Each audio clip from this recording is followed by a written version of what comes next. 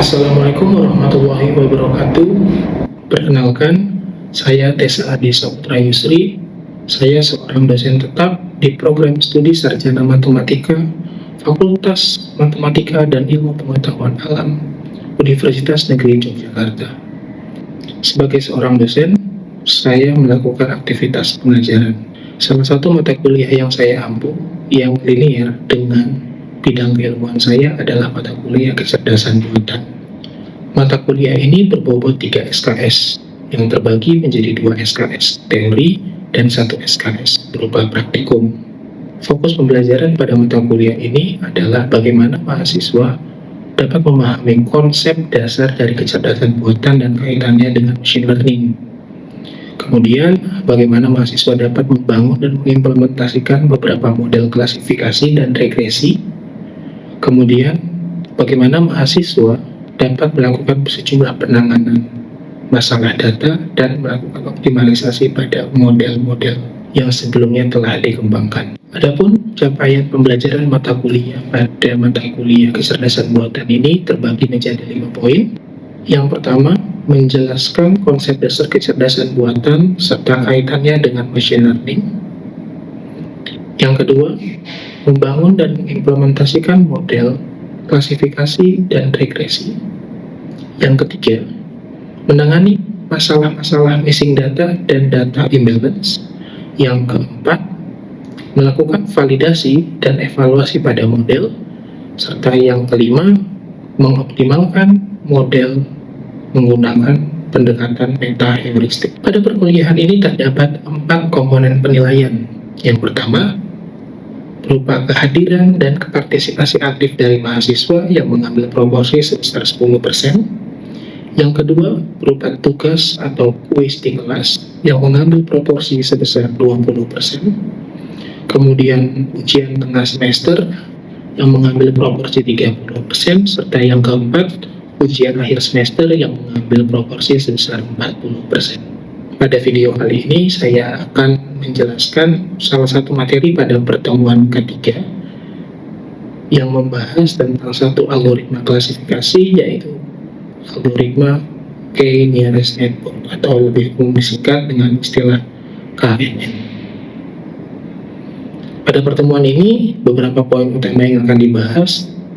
Minimal mahasiswa dapat memahami konsep dasar dari KNN ini sendiri. Kemudian memahami konteks pemilihan nilai K. Kemudian yang ketiga, bagaimana mahasiswa dapat menggunakan pendekatan jarak untuk menghitung jarak antar titik data. Kemudian yang keempat, bagaimana mahasiswa dapat mengimplementasikannya dengan suatu bahasa pemrograman tertentu. Dalam konteks delivery, pembelajaran mata kuliah ini dilakukan secara blended melalui pertemuan luring di kelas dan bantuan LMS. Sesi tatap muka digunakan untuk mengenalkan konsep dasar dan diskusi antara dosen dengan mahasiswa. Sedangkan LMS berbantuan aplikasi Moodle digunakan untuk berbagi materi, ruang diskusi online, penugasan, dan pemberian video tutorial. Adapun media yang digunakan yaitu pertama LMS itu sendiri, kemudian Google Colab untuk membantu praktik pemrograman. Adapun dalam konteks interaksi dilakukan secara sinkron sebanyak 14 pertemuan di luar ujian dan pertemuan asinkron melalui LMS. Interaksi lainnya dapat berupa diskusi, tanya jawab, konsultasi pemrograman. Demikianlah deskripsi awal untuk mata kuliah ini. Berikut ini adalah salah satu contoh pertemuan di kelas. Assalamualaikum warahmatullahi wabarakatuh. Waalaikumsalam warahmatullahi wabarakatuh. Selamat siang. Semoga rekan-rekan dalam kondisi sehat dan tak kendala apapun dalam kondisi bahagia pada siang hari ini. Sebelum kita mulai, marilah kita berdoa sejenak. Semoga apapun yang kita peroleh hari ini dapat bermanfaat untuk kita ke depannya. Berdoa dimulai.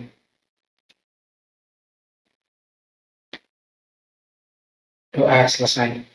Baik, terima kasih atas kehadiran rekan-rekan pada sesi perkuliahan kita pada siang hari ini. Mungkin saya cek kehadiran terlebih dahulu. Sini ada 10 peserta. Sini saya konfirmasi. Mbak Maya Nur. Oke. Mas Rizky Anugrah. Oke. Kemudian satu lagi Mbak Aulia. Oke. Oke, untuk perkuliahan kita pada hari ini, kita akan melanjutkan satu bagian pada tuntutan perkuliahan kita di mata kuliah kecerdasan buatan. Jadi di sesi sebelumnya kita sudah belajar tentang konteks kecerdasan buatan, kemudian kita bicara tentang bagaimana cara kerjanya, bagaimana proses dibangunnya suatu kecerdasan buatan. Nah, di sana kita bicara tentang algoritma-algoritma supervised sama unsupervised. Mestinya beberapa unsupervised pernah rekan-rekan dapatkan di mata kuliah data mining terkait clustering dan beberapa metode lainnya. Ada juga di mata kuliah komputasi statistik mestinya. Nah, di hari ini kita akan coba bahas satu algoritma dalam rumpun supervised learning, yaitu K-nearest network atau lebih umum disingkat dengan istilah KNN. Oke. Di tahap awal kita pahami konteks dari KNN ini sendiri. Kita bicara tentang tetangga. Kalau kita bicara tentang tetangga, mestinya kita kalau di suatu kehidupan tertentu kita dikelompokkan. Ideal, ada RT1, RT2, RT3. Bicara tentang sekelompok orang yang berkumpul di satu titik. Merepresentasikan satu. Dipilih satu orang ketua, mewakili suaranya lah. Gaya demokratis. Nah, KNN mencoba mengambil konteks itu. Tujuan dari algoritma ini kita coba mengklasifikasikan suatu objek baru dari pola-pola data yang ada berdasarkan atribut dan data pada data training. Di pekan sebelumnya juga kita sudah bahas apa itu data training, apa itu data testing, yang nantinya akan kita gunakan untuk meninjau seberapa baik suatu algoritma. Kemudian, satu masalah di sini yang nanti akan kita coba lihat, kalau datanya semakin besar, suatu wilayah makin padat, semakin susah kita untuk tahu datanya itu beneran cocok di suatu tempat yang mana. Kenapa? Karena KNN ini bicara tentang suatu model berbasiskan memori. Pasti kan kalian lihat di dunia nyata, ada ya penghuni baru di situ. Kan ada tetangganya yang nggak tahu kalau ada penghuni baru. Akan sangat umum. Karena ya keterbatasan memori. Mungkin dia berangkat kerjanya tidak bersesuaian, tidak pernah ketemu, tidak pernah berinteraksi, otomatis tidak saling kenal. Salah satu kelemahannya hanya pada memorinya. Nah, dalam konteks ini, misalkan kita diberikan suatu query atau suatu permintaan data yang baru. Saya berikan satu data, berikan saya kelasnya. Datanya berupa sejumlah atribut. Misalkan di sini kita akan mengecek dari sejumlah K objek data training, yang mana yang paling dekat dengan data barunya. Pertanyaannya, di situ ada istilah K. Nanti kita akan coba cek K ini apa sih sebenarnya. Nah, dari sana, klasifikasi dilakukan dengan menggunakan mayoritas suara. Let's say, ada satu orang tinggal di perempatan. Dia lebih condong ke wilayah yang mana? Kita voting, orang ini cocoknya kita masukkan ke RT mana? Data ini, dengan segala atribut yang menempel di dalamnya, lebih cocok masuk ke wilayah yang mana? Atau gerombolan yang mana? Dengan kata lain, algoritma KNN ini menggunakan klasifikasi berbasis ketetanggaan, sehingga prediksi sebagai konteks untuk memprediksi data yang baru. Kita bicara tentang mekanisme dan algoritmanya.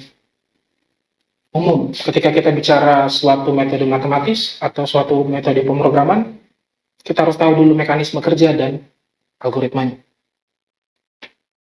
Satu catatan, algoritmanya sangat sederhana. Dalam 5-6 langkah bisa kita selesaikan.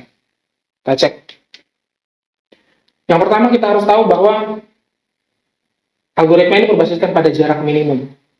Berarti kita di sini bicara tentang satu jarak. Jaraknya ada macam-macam.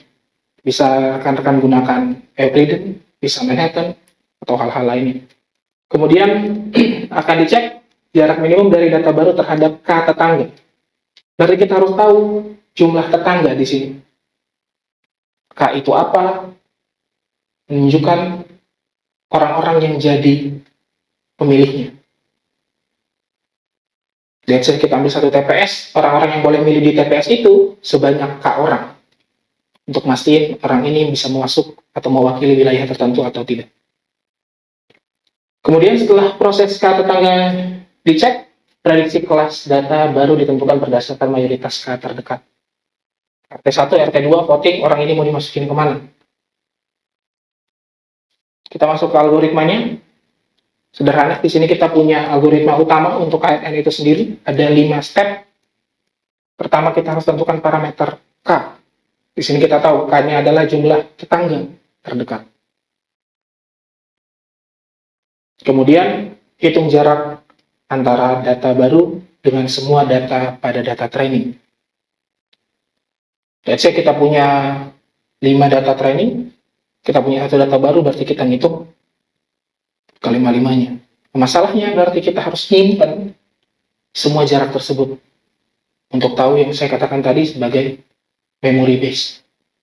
Untuk ngecek terus-menerus, setiap kali ada data baru, kita akan ngecek lagi. Bukan berdasarkan modeling tertentu. Kemudian, dari jarak-jarak tersebut kita urutkan dari yang terdekat sampai yang terjauh. Kemudian kita ambil K teratas, K terdekat, K data terdekat dengan data yang terbaru, kemudian kita cek, kita periksa kelas dari data terdekatnya tersebut. Misalkan yang paling dekat ada kelas 0, kita masukkan dia ke kelas 0, yang paling banyak mayoritas tadi. Kemudian kalau dia yang mayoritasnya ada di kelas ke-1, kita pilih kelas ke-1 sebagai kelas hasil prediksinya. Kita ambil satu contoh di sini. Misalkan saya punya ada 4 data. Sederhana di sini ada X1, X2, dan Y prediktif kelasnya. Kemudian X1 dengan X2-nya nilainya 7, kita kategorikan buruk, let's say. Kemudian X1, X2-nya 7, 4, kita nyatakan dia sebagai buruk. Dan seterusnya sampai data keempat, X1-nya 1, X2-nya 4, diklasifikasikan sebagai baik. Pertanyaannya, misalkan data baru muncul, nilai X1-nya 3, nilai X2-nya 7. Dia akan masuk ke nilai kelas yang mana? Kita cek. Sederhana tadi. Step pertama kita pilih nilai K. Idealnya K harus lebih kecil daripada jumlah data training. Tentu saja kita mau voting, ya maksimal data orang yang ada dalam sana.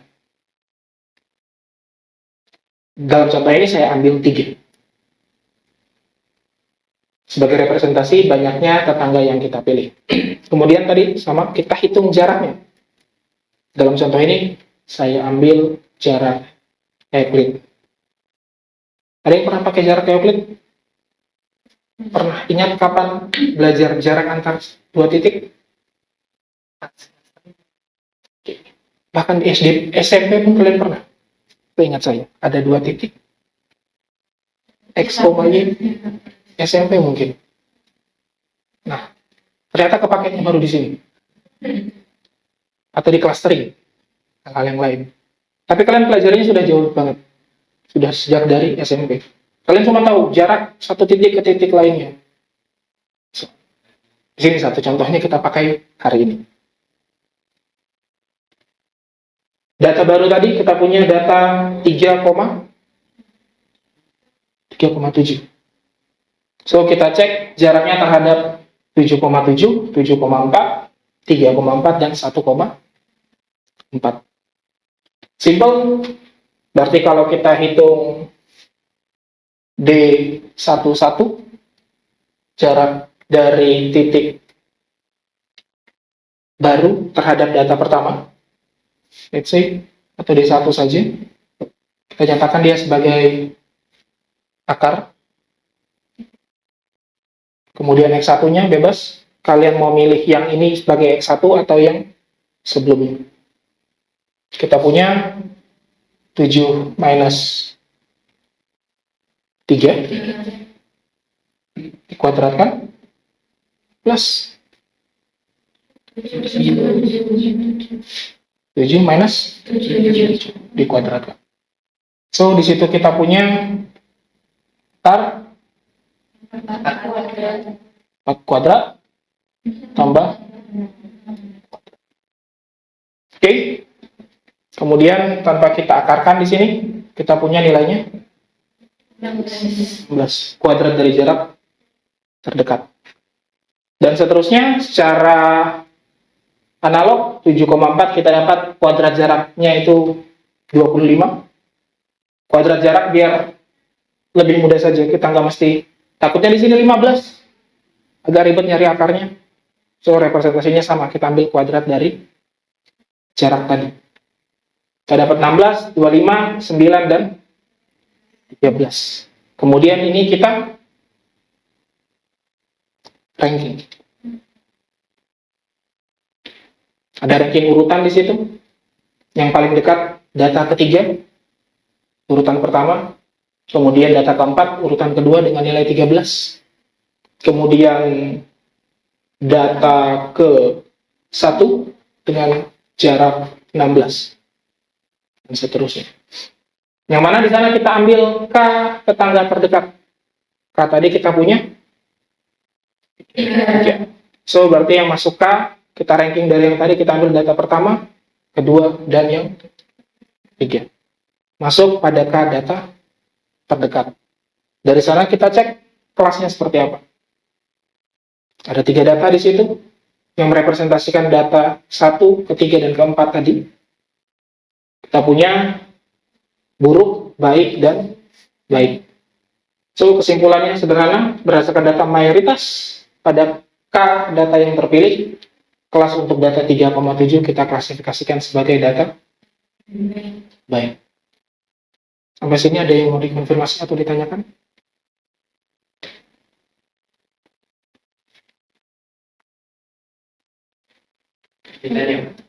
Silakan. Di luar ini, Pak. Ini kan di contohnya itu data ini kan data yang kayak angka gitu ya, Pak.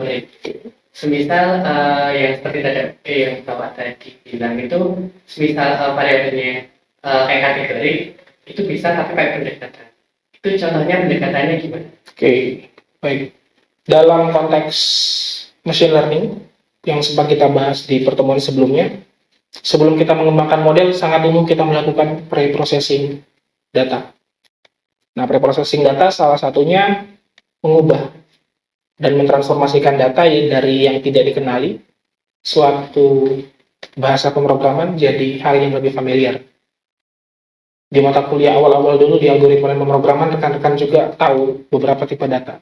Nah, pendekatan untuk data-data seperti data kategorik, kita kenal dengan istilah pre-processing dengan mengencode datanya. Kita encoding dalam artian kita petakan, misalkan kategorinya ada 4 dan merepresentasikan data ordinal, sederhana kita buat dengan teknik label encoding. Kita gantikan 0, 1, 2, dan 3. Kalau datanya memang tidak ordinal, ada istilah one hot encoding. Kita membuat beberapa kolom baru merepresentasikan ada atau tidaknya data tersebut pada suatu kelas tertentu. Mungkin gambaran besarnya seperti itu. Oke. Kemudian di sini di contoh selanjutnya, nanti kalau ada yang mau ditanyakan lagi, silakan tunjuk tangan, kita diskusikan kembali. Ada satu konteks data di sini, contoh kedua. Misalkan kita punya data di sini ada 5 data yang punya kelas 11, 33, 31, 13, dan 3, 4. Pertanyaannya, kira-kira data untuk kelas 2, kelas untuk data 2,3 akan kita masukkan seperti apa? Oke, nanti untuk manualnya bisa rekan-rekan cek. Kita akan coba implementasikan dalam bahasa pemrograman Python atau R.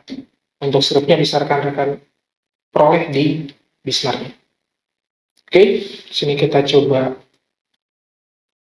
cek.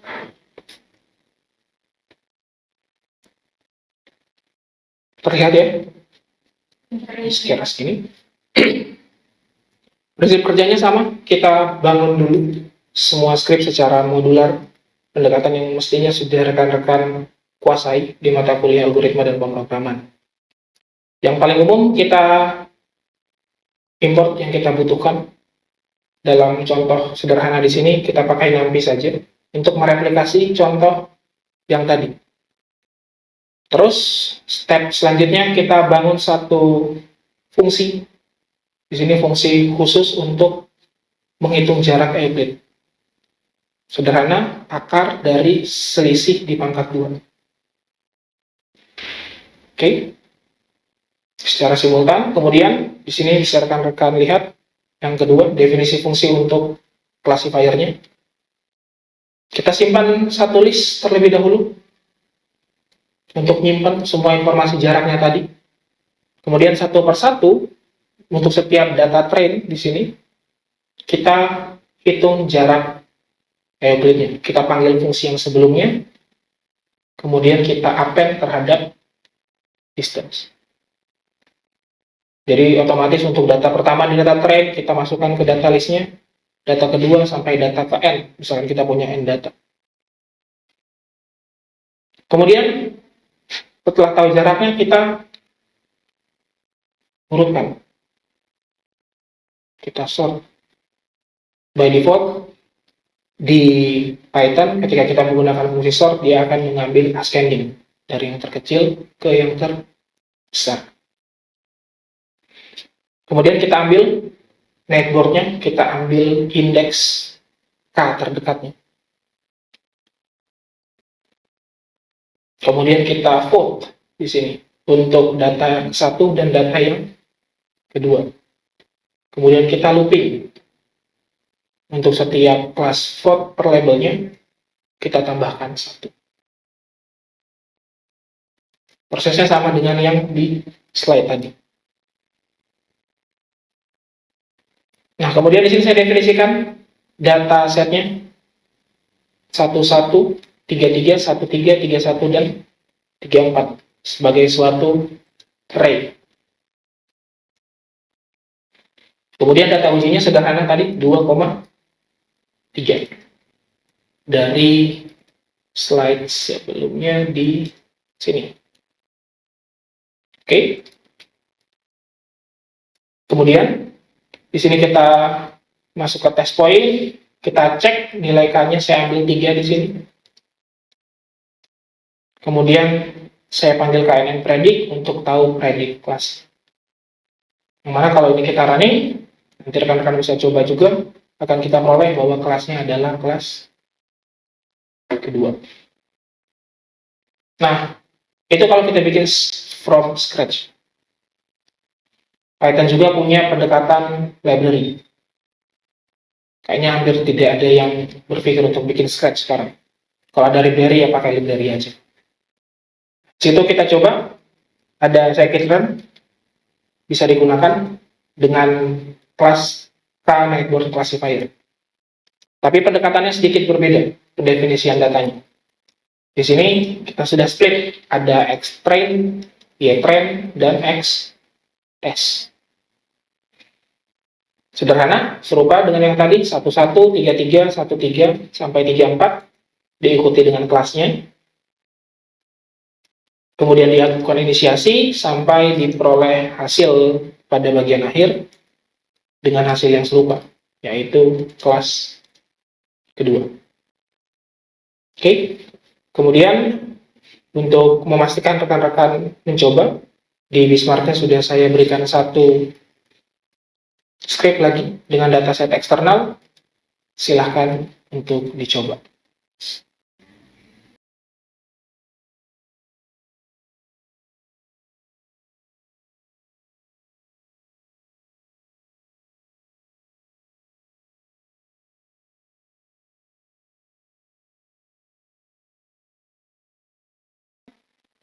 Oke, ada yang bersedia untuk mencoba menjelaskan hasil yang diperoleh? Oke, silakan Mas. Boleh berdiri, boleh sambil. Assalamualaikum warahmatullahi wabarakatuh. Sebelumnya, perkenalkan nama saya Rizky Anugrah. Di sini saya akan presentasikan dari hasil tugas yang diberikan oleh Pak Tesa. Di sini saya akan melakukan klasifikasi, yaitu menggunakan data iris, menggunakan algoritma yaitu KNN. Di sini yang pertama-tama saya melakukan definisi, yaitu definisi dari variabel prediktor yang digunakan dengan nama yaitu variabel X. Yang kedua yaitu mendefinisikan variabel Y yang berisi sebagai target. Lalu saya juga mencoba untuk mendefinisikan dari nama dari setiap target dengan variabel yaitu target ini. Yang selanjutnya adalah saya mencoba untuk membagi data yaitu dengan proporsi yaitu 80% dan 20%. 80% untuk trainingnya dan 2%-nya adalah untuk testing. Selanjutnya di sini melakukan inisialisasi model KNN. Sini saya menggunakan library dari Python itu sendiri. Di sini saya mencoba untuk menentukan KN-nya itu sebesar 5. Sini, neighbor sama dengan 5. Nah, selanjutnya saya mencoba untuk melatih model yaitu dengan KNN fit, di mana menggunakan data extreme yang sudah dinormalisasi. Lalu dilakukan prediksi yaitu YPRED menghasilkan variabel YPRED. Oke, selanjutnya adalah melakukan evaluasi model. Dari sini terlihat bahwa model yang saya buat dengan menggunakan KNN menghasilkan model yang performanya itu yang sangat sempurna, di mana akurasinya di sini sebesar 1. Seperti ini untuk confusion matrixnya. Yang presentasi dari saya. Jika ada kesalahan saya mohon maaf. Assalamualaikum warahmatullahi wabarakatuh. Tadi satu penjelasan yang cukup baik, jadi secara proses serupa.